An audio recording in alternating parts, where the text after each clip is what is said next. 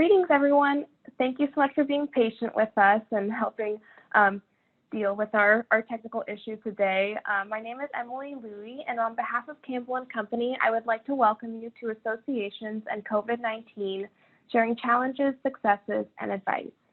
We want to thank you all for joining us today and hope we can provide some relief during this difficult time. Before we begin today's presentation, I'd like to quickly go through some logistics. First, please close any programs that are running on your computer. Next, we recommend calling in with a telephone instead of using your computer speakers and putting yourself on mute. If you do experience any visual or audio issues, please send us a chat through the Ring Central chat box. Today's webinar is being recorded, and within the next 24 hours, you'll receive an email from us that includes information on how to access this recording. We do welcome questions throughout the webinar, so please use the chat box in the Ring Central platform. We will also be holding time at the end of the webinar for Q&A. And with that, I'd like to turn it over to our presenters today, Senior Consultant Katelyn Martin and Vice President and East Region Director Christina Yoon. Hello, thank you everyone. My name is Katelyn Martin. I'm so pleased to be with you today, and thank you again for your grace with the technological challenges. I'm coming to you from my home in Chicago. I'm a member of our fundraising practice at Campbell, and I've been with the firm for a little over 6 years now. In that time, I've had the chance to work across all sectors, including, of course, with associations, professional associations, and medical societies, and I look forward to connecting with you today. Thank you. Good. This is Tina Yoon. I'm with Campbell Company, as you know, based in the Washington, D.C. area. I've been with the firm for 5.5 years now, and much of my work has been with associations and professional societies.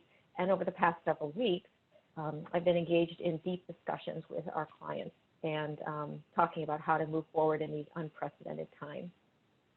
I'm pleased to have an opportunity to be with you today to talk about what we're hearing and how we're recommending that nonprofits respond. Next slide shows you our agenda. We are planning on concluding the agenda at the normally scheduled, concluding the presentation at the normally scheduled time, so by 2:30, and we'll try to zip through our content and leave some time for questions. But essentially, we're going to first talk about what some of Campbell Company's learnings have been from other challenging times, and then we will move into talking about what we're hearing from nonprofits and what our recommendations are for how you can respond.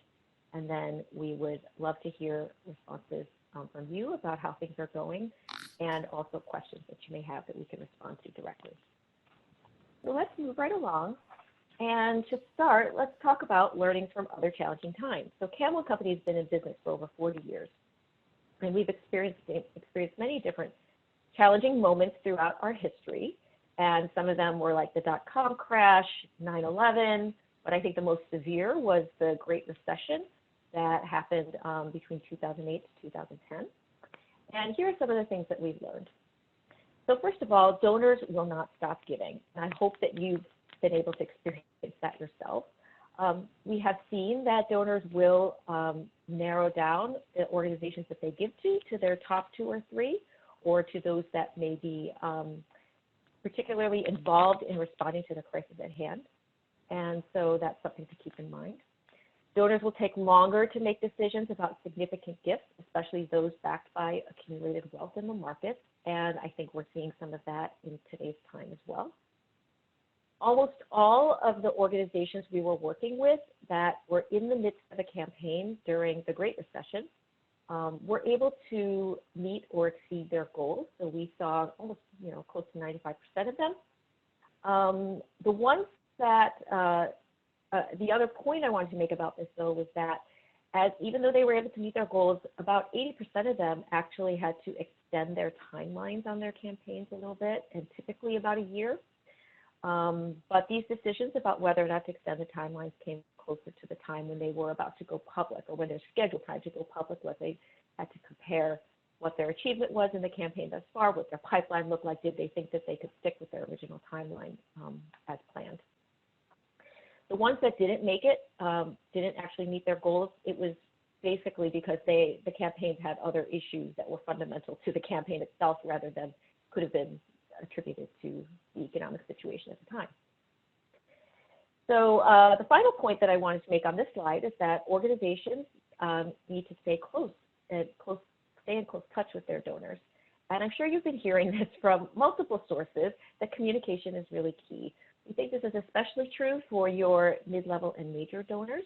And those that actually do stay in touch with their donors will fare much better as we come out of the crisis. You know, if you don't stay in touch with your donors, others will, and they'll fill that void. And what you should keep in mind is thinking about donor retention. What can we do to help maintain our donors? We think this is the single most important strategy for long-term fundraising success, and that communication is the key part of this strategy. So now let's move on to talking about what we're hearing from the field. So what we're seeing is that all are navigating the cancellation of important events, including annual meetings and conferences. And we know how important these sorts of annual meetings are for associations and professional societies, because they serve as the primary relationship building opportunity, the time when you all gather together face to face. It's really the vehicle by which you provide, you know, one of the reasons why members want to be part of your association is because of the value that they derive from the annual meeting situation. So I know that it's been hard for organizations to make those tough decisions to cancel. Some of our clients actually had to cancel their annual meeting right like in the third, fourth week of March. And in one case, our client was not able to really pivot and convert it over into a virtual event on such short notice. And what was really disappointing in that organization's case was that they had their annual gala as one of the highlights of their annual meeting, and the gala brings in more than half of their foundation's revenue. And so that was a really big disappointment as well. They ended up canceling the gala completely, and you know, along with the annual meeting, with no virtual content being offered. But we did have another client, another association, who had an annual meeting in March that was able to transition a subset of their sessions over to Zoom. And so they offered that, and they wanted to, you know, in the spirit of generosity, make it open to the public. And but what unfortunately happened in their case was that there were some Zoom bombers that joined the meeting, and they made really nasty racist comments through the chat box. Fortunately, these were only visible to the presenters, but it was very distracting and very upsetting for those presenters who were bombarded with those comments through the course of their presentations. And so that lesson learned, you know, using passwords and things like that to protect that and pay attention to that aspect was really an important lesson. There have been other associations that have converted their conferences to virtual events. I know that, like AFP, I think they were able to recover about a third of their revenue through converting their annual conference icon over to a virtual event. And so overall, what we're recommending with, and also what we're seeing with our clients, is that as you make the decision to cancel and convert events to online, that you know, that you use that opportunity to request, if possible, that folks consider converting their registration fee, their gala tickets, their sponsorships over to outright donations. And we're seeing that this is one way to help mitigate revenue losses.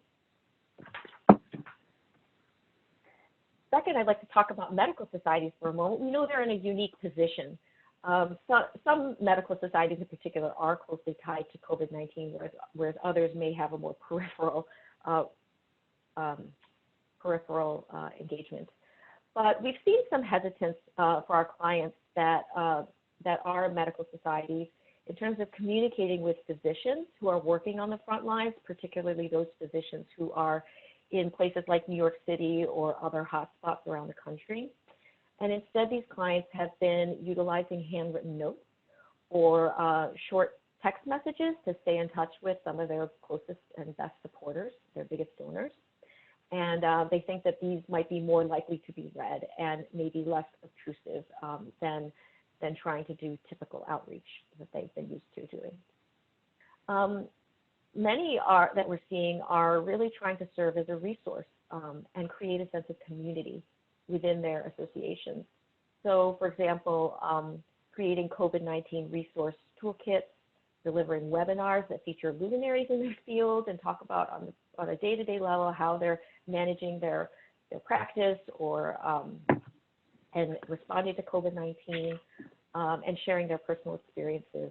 I think this really has helped to create a sense of community and to highlight to the association's members how the association is a gathering place. It is your professional community, almost like family, because we know that as people are in their fields for their whole careers, they people that they see regularly at the annual meeting, it's like a family reunion. And so really trying to remind folks of their strong personal connections during this time has been really important, and a way to try to prevent membership attrition. And next I'll talk about corporate giving.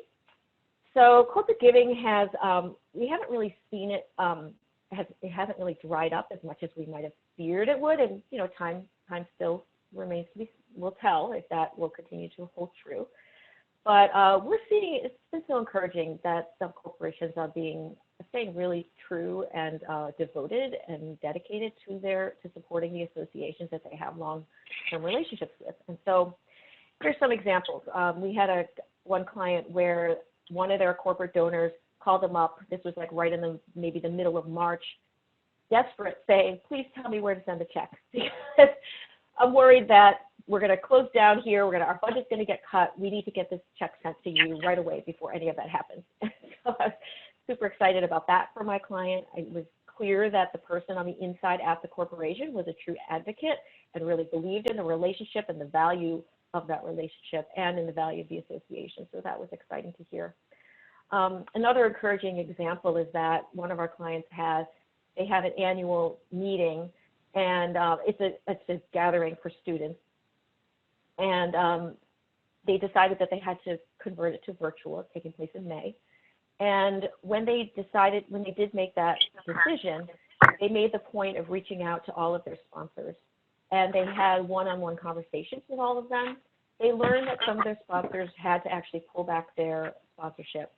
But actually, it was interesting, the majority of them were happy to maintain their sponsorship, even though the benefit that they would have received from some of the in-person engagement and the publicity, sort of like that marketing aspect, was not going to be present in the same way now that it was going to be converted to a virtual event.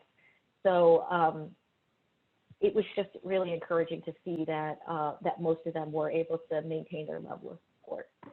And so that was exciting. And then finally, I want to share with you another story. We had another client where over the past 18 months or so, they've had so much turnover on their development team, but during that time, they had many corporate entities call them or reach out to them by email interested in exploring partnership opportunities. And this client hadn't actually been able to respond to those requests and inquiries, but they did retain their list. So one of the things that Campbell Company helped them with is we had one of our consultants make qualification calls and just reach out to them. And these were conducted in the last week of March and beginning of April. And reaching out to them just to see how they were doing, first of all, which helped to warm them up for the conversation, but then really find out, are they still interested in learning more about partnerships? Would they like someone from the organization to call them back? And, we were able to outline some potential opportunities. And what was so amazing is we were able to reach about half the people on our list. And out of the half that we spoke with, every single one of them indicated some level of interest. So some of them said, we're definitely interested, not sure what's going on now, and we'd like to wait and maybe talk to you again, talk to the organization sometime in June might be a good time to reach back, but please keep us on the list and we definitely want to know more. Others were saying, well, we don't know what's happening, but we still feel like we should be exploring this opportunity. We're excited about your organization and would definitely like to continue the conversation. So I was actually kind of surprised by that. I thought, I don't think I would have expected that at that moment, because considering the timing of the calls, but anyways, that was our experience, and I thought it would be helpful for all of you to hear that. And so I'm going to pass it off to Katelyn now to take us through the rest of the points on the slide. Great. Thanks, Tina. Of course, we all know that everything is moving online now. That includes any training and certification courses that you may provide as an association. But it also, for our academic association clients, has included helping them move their members' content online. So really helping them learn from the best in terms of how to conduct their coursework remotely through those learning platforms. So making sure their assignments are engaging and accessible, and really trying to create a virtual community that will keep students engaged. So that's been nice to see. We've also, of course, heard a lot of questions from associations feeling like their mission is just not resonant in this moment. You know, how can we possibly fundraise when our work is not at the bottom of the hierarchy of needs? And, you know, is it insensitive to continue to solicit our donors at this time? And we'll talk more about this, but we would encourage you not to buy into that. You know, your donors want to hear from you at this time and how you're navigating this moment, regardless of how closely or not closely your work is tied to the crisis. You know, as Tina said, this is like family. They've dedicated their lives to the field, and they really see your organization as representative of the collective brain power of the field. So, you know, if nothing else, you're supporting them in this time where everything else feels upside down. You are someplace that they know and can call home. So we would encourage you to continue those communications. Of course, they may narrow their giving, as Tina said, and hopefully if you keep them close, you will be in that narrowed group. But if not, you know, if they're choosing to give to something closer to the pandemic right now, hopefully you will return more quickly to the top of their list following this crisis if you're able to keep them close. So the ones here referenced on the slide that are finding that their missions are resonating more strongly, they are really leaning into understanding how their mission intersects with COVID and really sharing that intersection with donors. So one example that I can share is an association who is currently fundraising to pull together an emergency fund to support their members whose livelihoods are most impacted by COVID-19, right? So their mission every day is to support their people, and now they're supporting their people as they're going through this crisis. So we see that as a great opportunity for many of you likely on this call today. So moving on to the next slide, we want to tell you a little bit about some of the strategies that you can use to navigate this environment. So the first is, if you've not yet done so, do a deep dive into the CARES Act. There are lots of great blog posts and articles out there that will synthesize a very complex document for you, including one or two on our own website. But some of the provisions that could impact you would include the ability to access economic injury disaster loans, as well as opportunities to defer payment of taxes. There's also the small business loans program. Of course, at this point, those of you that are C6s can't access that small business program. But from what we've been reading, it seems like these funds are already almost dried up, and another package is in negotiation. And I know that the sector is lobbying for C6s to be eligible for those small business loans in the next round of a rescue package. The sector is also lobbying for a few other benefits in the next rescue package, which would include emergency aid for event cancellations. Obviously, you're feeling that very acutely, and insurance is not covering that. And so part of that would include pandemic risk insurance program, which would be backed by the federal government. So again, these are all things to watch for in development. What we do know is that there are, excuse me, tax incentives for donors that were part of the CARES Act. So those taking the standard deduction are eligible for up to $300 additional deductions for charitable contributions. And anyone itemizing can actually deduct up to 100% of their income instead of the 65%. And of course, corporations are included as well, able to deduct 25% instead of just 10%. So these are all great nuggets to pepper into your donor communications to continue to incentivize donations at this time. The next point here is to stay in close communication with your donors, as we've already talked about today. You know, we are finding that donors are available right now, which is really a special opportunity if you can frame it in that way in your mind. Exception to this, of course, is probably doctors who are on the front lines of this and probably unavailable. But, you know, other than that, we suggest that you take this opportunity to build relationships. Really just checking in. You know, everybody is craving that person-to-person connection right now. And you're asking how they're doing in this time likely opens the door to them asking you how the organization is coping, is navigating in this moment. So just a really great time to build connection. This also applies to corporate partners. Tina touched on this, seeking those one-on-one conversations and asking them how they can continue to try to achieve their objectives in whatever sort of partnership you can craft in this moment. Often these corporate partners are seeking access to organizational leadership and of course to your members. And so what can you do creatively that doesn't involve being on the floor at an annual meeting that might facilitate those connections that they're seeking? The next point is about donor-advised funds. So most of you are probably familiar with donor-advised funds. They allow a donor to make a charitable contribution, receive an immediate tax benefit, but not necessarily designate the funds immediately. So for those donors using a giving vehicle like that, this is a great time. These are funds set aside already, and they may be receptive to a special ask to make a gift from that fund. This is great, especially if you've been tracking those donors who tend to give this way. But even if you haven't, we recommend including it in messaging. This would be a great thing to consider including in a PS on a direct mail appeal, for example, to just prompt people to consider making a gift through their donor-advised fund. Next, we want to talk a little bit about how you might shine a light on your mission and how it intersects with COVID.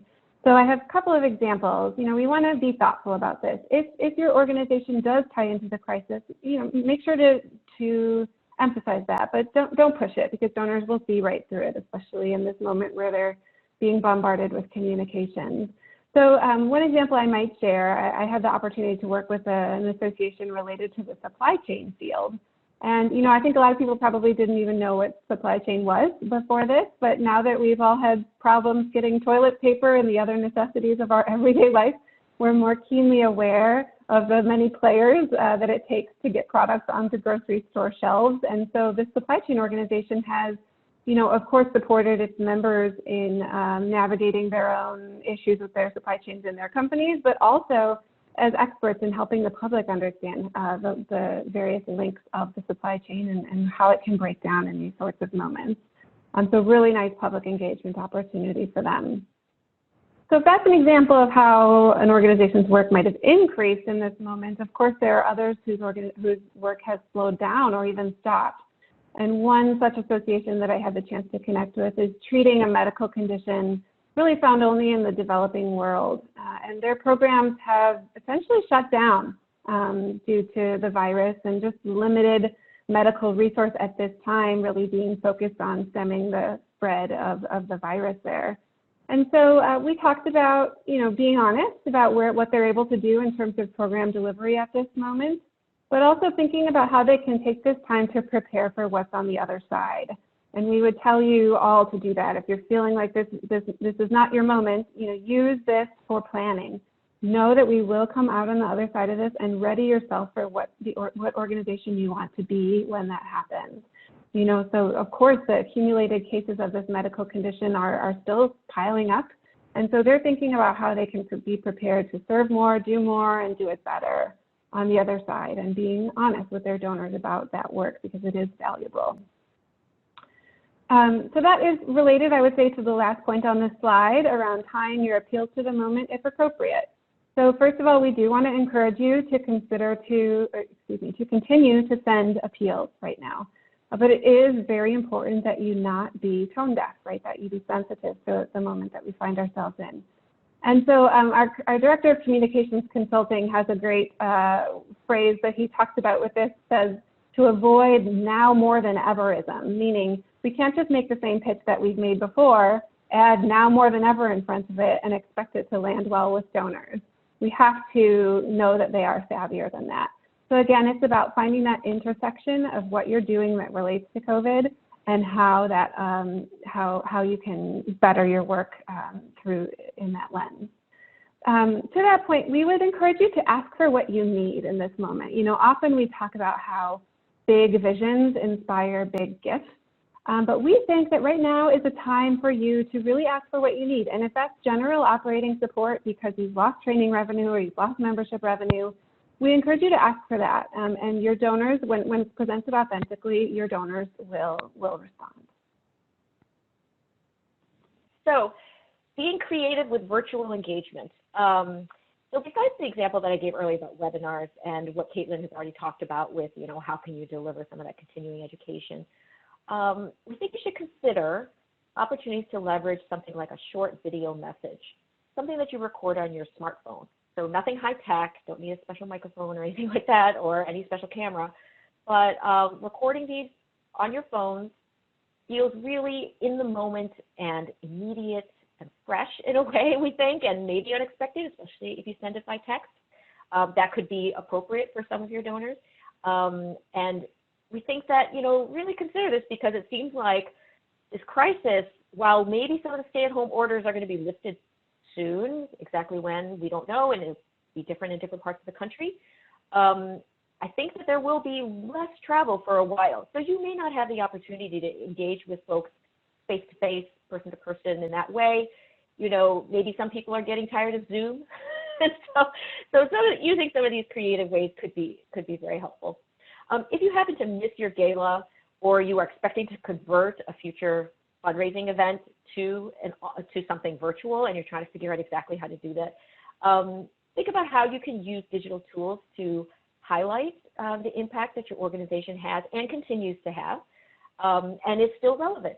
And so something like a Facebook Live event could be an option. So let's say you always have your gala every September, last weekend of September. Instead, you could convert it to an online event that last weekend of September at the same time and invite people to join.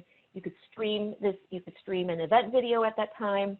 You could record a special message from your organization's leadership, or even from those who have benefited from your philanthropy and from their philanthropy. So for example, if you have like students who have benefited from scholarships or internships and things like that, giving them a chance to speak from the heart, record that on video, or have them do it at the Facebook Live type event could be very effective. You really just want to try to figure out how can you continue to elevate your mission and put a spotlight on impact in however you are communicating with your folks. The other thing you could do is create a branded event page for your website, or use a crowdfunding platform. You could set a monetary goal, use some visual tools to like a thermometer or something, or maybe you have different sections within your association. Maybe you have different regions, regional organization of your members. Maybe pit them against one another in some friendly competition. And if you could communicate that by email, have something on your website, social media, use those ways to kind of just sort of lighten the mood a little, make it a little fun for people. Okay, so thinking carefully about the messaging related to these canceled events. We know that the world is different now. I don't think anyone's going to be surprised that you're canceling something or you're turning it to virtual. That's sort of the reality of the situation we're in. But maybe to think about how you frame the reason for why you're doing that and what kind of value are you still able to deliver in the modified format. Think about what impact this is having on your community. Like, what are the reasons why people love your annual meeting so much? What kind of ways can you recreate that and share that and try to get people excited about trying to make lemonade out of lemons, is I guess the phrase. So think about ways that you can, make the best of the situation. And I think, your supporters will appreciate that. And if you are speaking, from the heart and with authenticity, I think that that's what people value most.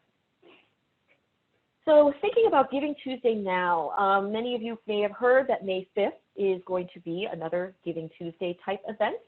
And a decision was made to host this opportunity for people to give through a single giving day. And it will be focused on COVID-19 relief. Some of you may have a special opportunity that is connected to COVID-19 that you've been trying to figure out how do we actually do the appeal, send out the emails. I think you have an opportunity now. It's less than a month away, but still enough time that you could do some planning and preparation to be able to tie whatever you're doing to the May 5th date of Giving Tuesday now. I think one of the fundamentals of fundraising, you give it a deadline, you make it urgent, you're communicating. all that remains true, and I think that the Giving Tuesday now can provide a nice opportunity. I caution those of you who feel like it's been hard to make that connection to COVID-19, or maybe you feel like your staff don't really have the capacity to do this, or maybe you don't even have an online system to be able to receive an influx of online gifts. Then what I recommend is that you sit this out, but instead think about how you can prepare yourself for Giving Tuesday in the fall. Okay, so, adjusting expectations for deadlines and dues. So this important issue of membership. I know there are some, one of our clients, they faced they lost 80% of their revenue because they are related to a spring sports. And spring sports have pretty much, they've been canceled, and so memberships have been canceled as a result. And that's revenue that they really can't recover at this time. But for those of you who are not in that kind of a severe situation and are just kind of generally worried, are your members going to renew when it comes time to renew this July, or if you have a certain time of year, maybe think about how you might be able to relax those the renewal schedule. Maybe if you typically do all your renewals every July and that's the only time that you do it, or maybe end of the year, maybe think about this could be a time that you could convert over to rolling renewals so that people renew on their anniversary. Maybe it's something you've talked about before. This could be your chance to do it, and so you can start to prepare for that. And then, a question of, is there a possibility that some folks may ask for reduction in their dues payments, or like a little flexibility on when they would make the payment? I think the key thing is to listen to what your members are asking for and to work with them. I mean, you are in a long-term relationship with them, hopefully, to the end of their career and even beyond. And I think that if you could try to maintain that closeness with them, and through this, they'll remember that. So again, focus, next, providing focused resources to your members, communicating regularly about what you're doing to address members' needs and concerns. I mean, I think that we've talked a lot about these points already. So let me just see. I think one of the new things that we haven't mentioned so far that I wanted to bring up in this section has to do with, like, when someone comes to your homepage, your website, does it look the same as it did on March 1st or in February? Is your content static? Then I think you should spend a little time to refresh it and, be able to highlight how things are different in COVID-19. I mean, this is sort of, a different sector, but I was looking into a museum website, and there was this one corner of it that was talking about, come see all of our great new products in our gift shop, our museum gift shop. And I was just like, oh, I know that's really not relevant right now because they didn't have an online way of ordering items. So that's an example, it's like something that's just sort of static, stuck there. Take a close look at your website, and, well, particularly the homepage, the first thing that people see, and highlight what kinds of things you're doing in the midst of this pandemic. And then finally, using this time to strengthen your internal infrastructure and positioning your association for success coming out of the crisis. I think this is maybe the most fundamental recommendation that we're making now. Katelyn has already talked a lot about, like, in case you can't have solicitations, meetings with donors and things like that. What can you do to prepare so that when your folks are ready to re-engage, whenever that date might be, that you're ready to come out of the gate strong and hit the ground running? I mean, there's so much that you can do when you think about how do you prepare your team? How do you prepare your infrastructure, like your database? What kinds of systems have always needed upgrading, but you never had a chance to do it? What about your leadership? What about your donors? Some of these conversations can be happening now, and you, in some sense, because we're not running around traveling so much, going to meetings, things like that, we're not even vacationing, out of town with our families. I mean, we just do have a little bit more time, and it is a gift to think about, well, let's tackle some of those long-term projects that we know will be important for our organizational success and strength for the future. Let's try to tackle those now. So I encourage you to think about that as well. So Emily, I'm going to pass it back to you now. Hey, great. So now we'll be taking audience questions. So please send those through the Ring Central chat box. We also invite you to share your experiences and how your organization has been responding to COVID-19. So we hope you send those through as well. So our first question is, Our organization raises funds through traditional events and direct solicitation. Our audience has not shown itself to be conducive to virtual or peer-to-peer fundraising. What would you suggest to do in lieu of events, and what types of virtual fundraising do you find most effective? Thanks, Emily. I'll get this one started. Right, so losing the power of being in the room for an event is disappointing, to say the least. But we want to encourage folks to think about the potential for a broader audience that comes from moving an event online. So we would suggest a live event that is short and sweet, but broad, so inviting your full community and just enjoying that camaraderie in this moment. We've seen some really creative things happening. You all represent your fields and have luminaries within your ranks. And so inviting them to be, one of them to be live from their couch, sharing insights on something, that will draw people.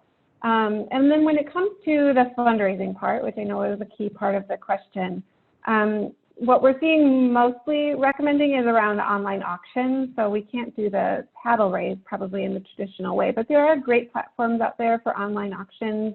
I'll just name a couple: Greater Giving, Bidding for Good, One Cause. These are all, well-regarded platforms for doing an online auction. And then for you all, before I move on, a match can be a really nice thing to pursue in a live event as well, especially as we're going broad. That can really inspire big groups of people to give bigger. And then also, I know how important networking is to your annual meetings and conferences. And so I would encourage you to do a little bit of research about the various platforms that are out there to facilitate networking.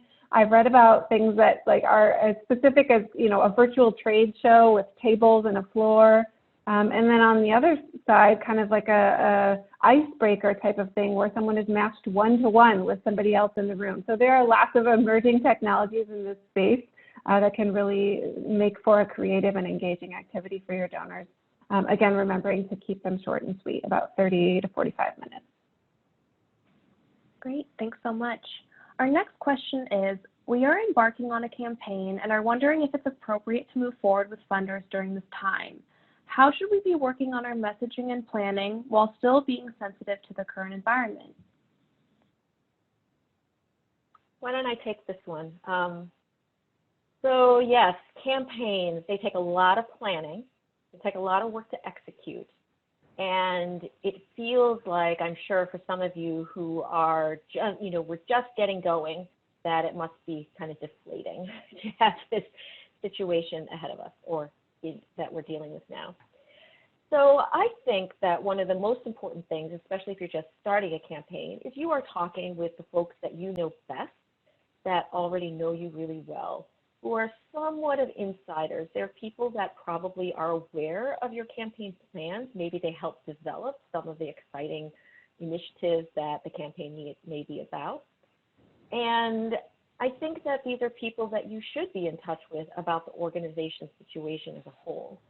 And as you talk to them about how they're doing, and then how you're doing as an organization in responding to COVID-19, I think it's really appropriate to just plainly ask them, we're launching this campaign. We still need, these priorities are still important and relevant for our work. We want to see this accomplished. We're quite sure of how it totally will unfold over time, but we'd like to get going. We don't want to lose precious time. We know that we had just been thinking about starting a gift conversation with you. Is this still appropriate at this time for us to begin that? Are you still able to have this gift conversation with us, or would you prefer that we just, hold off on that for a while? I think if you ask your donors directly in that way, if you have that kind of relationship, that can be really helpful to take their cues. There will be some that will be ready to engage. We have clients that are continuing with solicitations online through Zoom, some sort of virtual, or even over the phone for those that aren't doing video. And there are donors who were ready to give and are still ready to give, and so those solicitations should continue and should proceed. We even know one of our clients, they ended up doing a $5 million ask of of their donor. And the donor had been thinking, wow, in the midst of COVID-19, we've got to do more. We're in a position to do more, so they actually doubled their gift. So, here's an extraordinary story of a donor who was solicited by video, ready to make a significant gift, was in a position to do so, was so happy to do it, and it really helped them feel like they were more in control of a situation that they feel like they just can't get their arms around. So we encourage you to kind of take the cues of the donors. In terms of messaging, I would think about, I would assume that your campaign plans are still relevant and urgent and important. But what I would think about is whether or not there's some new angle that could be added to it that is changed slightly because of COVID-19. So is there some way in which what you're doing intersects with COVID-19, and can you just tweak the messaging there? If you are just starting to develop your campaign materials, we're just seeing across the board that organizations are using materials that are more flexible and editable. And I would say that, electronic formats, or not doing big print runs, but instead creating PDFs that you can change if needed or adjust if needed, just printing, smaller batches so that they can be mailed. Things like that. Keep that in mind, that this is a great time to kind of remain flexible with the tools that you're trying to use to support your gift conversations. Thank you. And I think we have time for one last question, which is, how do you recommend approaching online small dollar donors in this time? We're trying to be considerate and not making asks, since many may be experiencing financial hardships, but a lot of fundraisers recommend we keep asking. Right. And we are in that group of fundraisers that suggest you keep asking. I hope we've made that clear today. But it's a great question. And, those small online donors, the nice thing is that people are scrolling their phones looking for news right now. So I don't think we can possibly over-communicate on our social platforms right now. Any resources that you have to share for your members, short videos that are just taken on your iPhone, don't have to be professionally produced. This type of content is going to be really engaging for them. And then the more of that you do, the more opportunities that gives you to put asks out there, right? So we don't want everything that we're communicating to be an ask. We want to balance it thoughtfully with content sharing. So make sure to keep that in mind. And of course, Giving Tuesday Now that Tina talked about is a great avenue to talk with your small dollar online donors. Hope you'll consider taking advantage of that. And, in terms of what those asks might look like in this time, those monthly recurring gifts are really a great thing to explore if your organization is not already doing that. So this is a place that set it and forget it type of gift, $10 a month, $5 a month, whatever it might be, is something that feels manageable. And it also is something that will sustain beyond the life of this crisis. So certainly something to explore. Great, thank you so much. And with that, we'd like to thank you all for joining us today. We also encourage you to visit our COVID-19 resource page, where you can read our advice, review resources, and schedule a free consultation with us. Within 24 hours, you will be receiving a follow-up email from us with a link to the recording and resource page. In the meantime, please don't hesitate to email our presenters with any questions you have. Thanks so much and take care.